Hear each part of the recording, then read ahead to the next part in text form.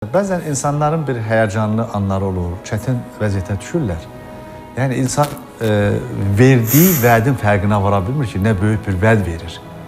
Düşünmür ki, məsələn, mənim sonra buna gücüm çatacaqmı, çatmayacaqmı? Gəlin belə deyək, madam 7 qurban nəzir demişik, ağzımızdan söz çıxıbsa, sözümüzün üzərində durmağa çalışaq. Haram bir şey istəməmişik. Amma imkan daxilində birini kəsə biliriksə, birini kəsək. Mərhələli şəkildə. Bəli, sabahları fürsət olar, ikincini kəsərik. Birisi gün imkanımız olar, digərini kəsərik. Yəni, əsas olan odur ki, vəd verdiyimiz, əhd etdiyimiz o böyük məsuliyyəti yerinə yetirməyə çaba göstərək. Həm də bunun çox gözəl bir cavab verdiniz, mükəmməldir. Həm də bunun mənəvi məsuliyyətini dərk etməliyik. Mən keçən dəfə canlı yayımda demişdim, hətta minlərlə insanlar çox xoşluqla qarşılamışdılar.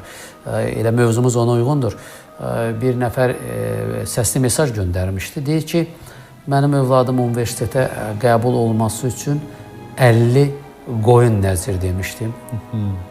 Və demişdim, Allah şahid ol ki, qəbul olduğu gün 50 qoyunu kəsəcəm. Amma deyir, mənim bir qoyunum da yoxdur və maddi gücüm də yoxdur. Mənim başımın, deyir, özdə belə yazmışdı, mənim başımın çarəsi nədir? Bax, bəzən belə də olur. İnsan gərək danışığına hədd qoysun, sərhəd qoysun, ağzımızdan çıxarıb... Kimə vəd verir, onun fərqinə basın. Əslində, baxın, nəzirin vasitəsilə biz bir mədəniyyət öyrənirik. Biz verəcəyimiz vədlərin həddini, sərhəddini, həcmini təyin edirik ki, biz bu ibadəti yerinə yetirə biləcəyikmi?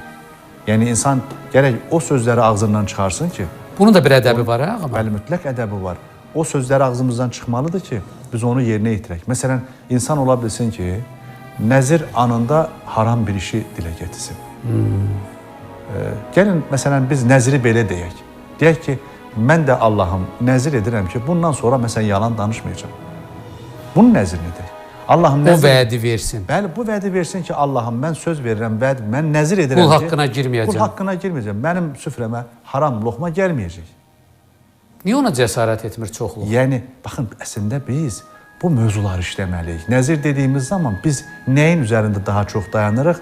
Söz verdin, yerinə yetirdin, məsələsi deyil. Əslində o sözü yerinə yetirdiyimiz zaman işin içərisində bir ləzzət var. Həm də biz niyə nəzir dedikdə məhz qurban kəsməyi nəzərdə tuturuq?